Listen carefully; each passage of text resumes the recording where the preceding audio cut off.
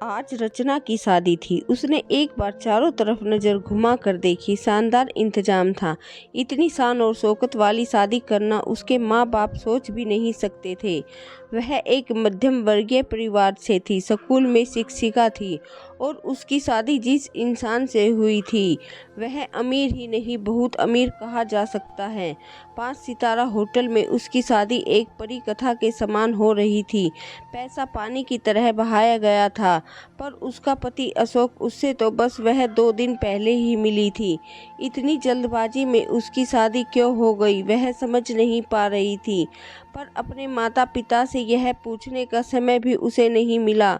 रचना 28 वर्ष की हो गई थी और एक प्राइमरी स्कूल में शिक्षिका थी।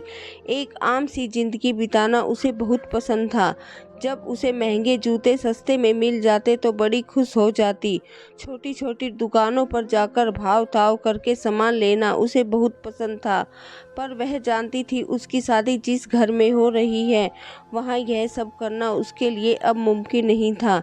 तभी अचानक एक आवाज़ से उसका ध्यान आकर्षित हो जाता है। वह अशोक था, उसका पति। उसे अपनी शादी पर चंद शब्द कहने के लिए माइक दिया गया था। अशोक ने कहा, तो आखिरकार मेरी शादी हो ही गई। उसके घर के लोग पीछे खड़े जोर से हंसने लगे। रचना को यह बात कुछ अजीब लगी, लेकिन वह करती भी क्या। वह भी धीरे से मुस्कुरा दी। फिर अशोक ने ढेरों ऐसे लोगों के नाम गिनाए जिन्हें रचना जानती भी नहीं थी, और अशोक ने उन्हें शादी करवाने के लिए धन्यवाद दिया। अंत में उसने अपने परिवार को धन्यवाद दिया और स्टेज के नीचे उतर आया। रचना असमंजस की स्थिति में थी। उसने तो रचना का नाम ही नहीं लिया और ना ही उसे स्टेज पर बुलाया। यह कैसा नीरस पति मिला था उसे। क्या यह रिश्ता अशोक के लिए अनचाहा था। उधर अशोक स्टेज से उतरकर सीधे अपने दोस्त राघव के पास चला गया। उसके संग बैठकर शराब पीने लगा। राघव और अशोक दोनों आपस में हंसी मजाक कर रहे थे। तभी अशोक थोड़ा गंभीर हो गया और बोला, राघव, वह कॉन्ट्रैक्ट मैंने अच्छे से पढ़ लिया है। राघव अशोक की तरफ बड़े ध्यान से देखने लगा। वह जानता था वह किस कॉन्ट्रैक्ट के बारे में बातें कर रहा है। पापा ने मेरे लिए कोई विकल्प नहीं छोड़ा है। मैं उसे तलाक नहीं दे सकता। सिर्फ वह चाहेगी तभी हमारा तलाक हो सकता है। राघव अशोक की तरफ बड़े गौर से देखने लगा।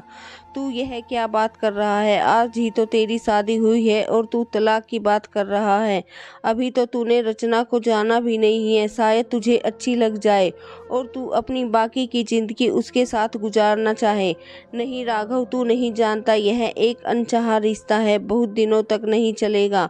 और तू क्या समझता नहीं है, एक मध्यम वर्गीय परिवार की लड़की ने मुझसे शादी क्यों की।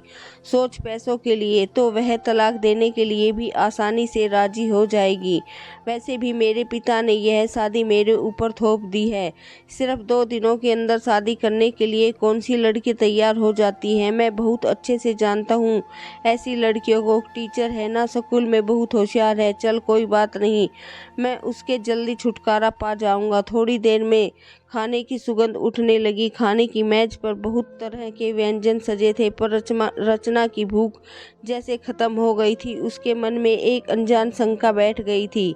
तभी उसे बड़ी अच्छी सी सुगंध आती है। वह देखती है कि उसकी बगल की कुर्सी पर अशोक बैठा है। अशोक को उसने पहली बार इतनी करीब से देखा था। उसकी घनी पलकें थी, सुगठित शरीर, घुंघराले बाल, और तभी किसी ने उससे कहा, कुछ खा ले बेटा।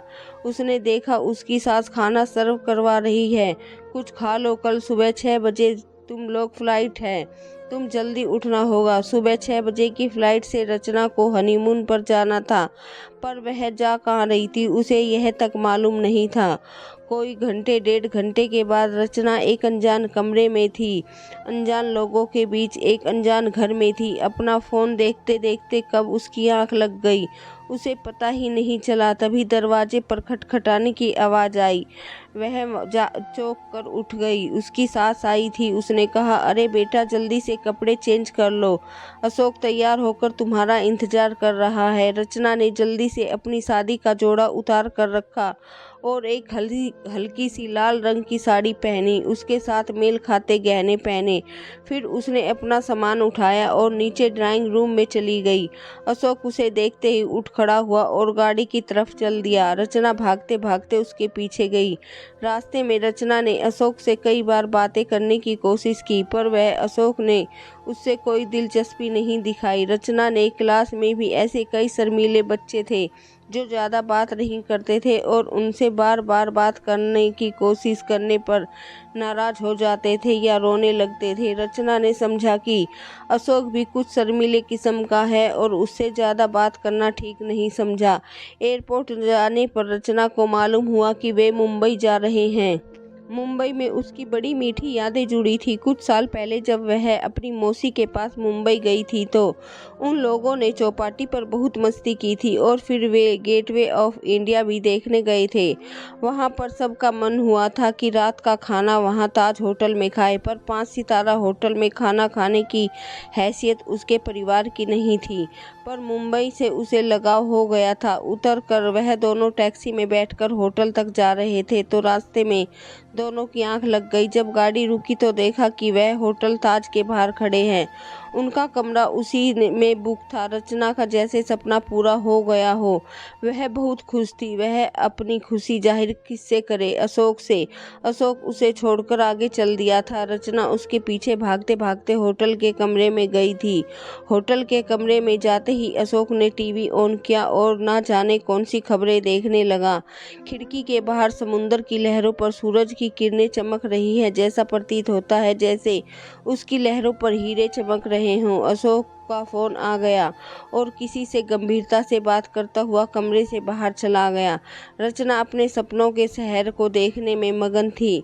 उधर अशोक किसी से फोन पर कह रहा था, मुझे जल्दी से जल्दी यहाँ से बाहर निकलना है, कोई मीटिंग फिक्स करो, मुझे घुटन हो रही है इसके साथ रहने में। अशोक ने जल्दी से कैब बुक की और अपने मुंबई में के ऑफिस में चला गया। उसे मन ही मन रचना की याद एक पल को आई, पर उसने तुरंत अपना मन हटा लिया। सच, उस लाल शिफॉन की साड़ी में रखना उसकी अप्सरा से कम नहीं लग रही थी और उस पर उसकी वह मुस्कान जो किसी को सुनहरा।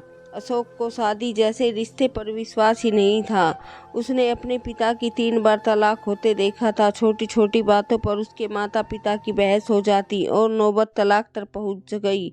उसके बाद अशोक के पिता ने पुनर्विवाह किया, पर शादी टूट जाती। अशोक जानता था कि पैसे रिश्तों से अधिक मजबूत नहीं होते। उसके मन ही मन निश्चय किया कि यह दिन भर ना तो रचना को फोन करेगा और ना ही उसका फोन रिसीव करेगा। गुस्से में आग बबूला हो जाएगी। इस कुछ ही दिनों में उसका तलाक हो जाएगा और वह आज़ादी की जिंदगी जी पाएगा। 26 नवंबर 2008 की शाम उसके भाग्य में कुछ और ही लिख कर आई थी और उस दिन वह हो गया जो नहीं होना चाहिए।